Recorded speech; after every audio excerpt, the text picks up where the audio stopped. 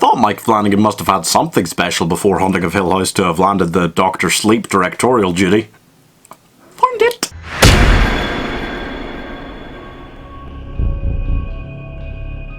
People talk a lot about, you know, James Wan and the Conjuring films, Jordan Peele with Get Out and Us, when they talk about who defines modern horror. Also Ari Aster, I suppose, for the really weird shit like Midsommar.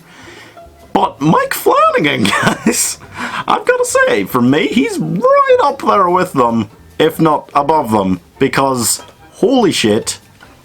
I haven't actually reviewed Haunting of Hill House, but it's fantastic. And Dr. Sleep I did review on the channel, and that's fantastic. But Mike Flanagan, I didn't quite realise to what degree everything he touches turns to gold until I saw this. Hush is a film about a deaf woman living in self-isolation. Self-isolation? How topical! It's the story of what happens one night when a masked killer turns up at her door and starts a deadly game of cat and mouse with her, toying with her for his own personal enjoyment.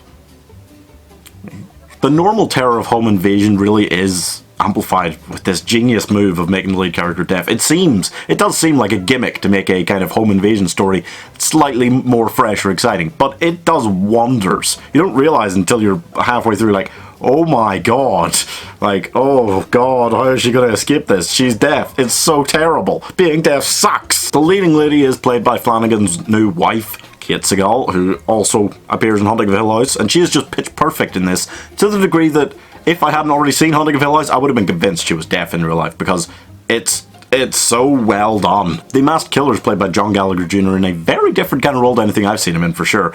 This whole film, it just feels like something that you chuck on to Netflix when you're kind of bored and you want something, yeah, some shitty horror, I'll just watch it, and then you find this and you're like, oh my. The real genius of these modern horrors which succeed today is in straying away from the traditional jump scares of the past. Hitchcock never needed those kind of tropes in his films, and his films are some of the best and most tense films of all time. Epic modern horror films like Midsommar, Get Out, The Invisible Man, and also Hush use something of that idea to create this kind of perpetual dread that just runs throughout the film, as opposed to relying on the jump scares. That way, both the jump scares that are in the film and the film itself, it's just so much more effective as a horror piece of work.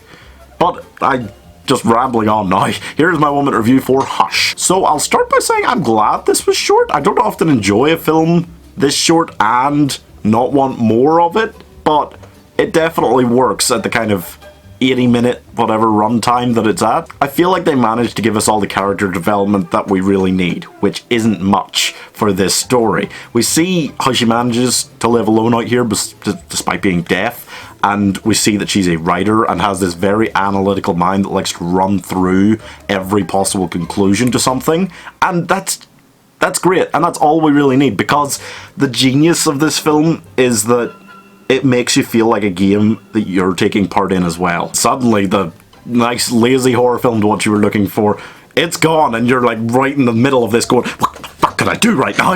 And it's unbelievable to the degree to which it makes you think that. It's incredible. Flanagan is a genius, and huge credit to Kate Siegel and John Gallagher Jr. for making this work so well. I'm giving this 80 out of 100, which is astounding for any 80-minute horror movie like this. Oh yeah, I've been on an exciting little horror run lately. What other horror flicks do you guys want to see? Get a 1 minute review on the channel? Let me know.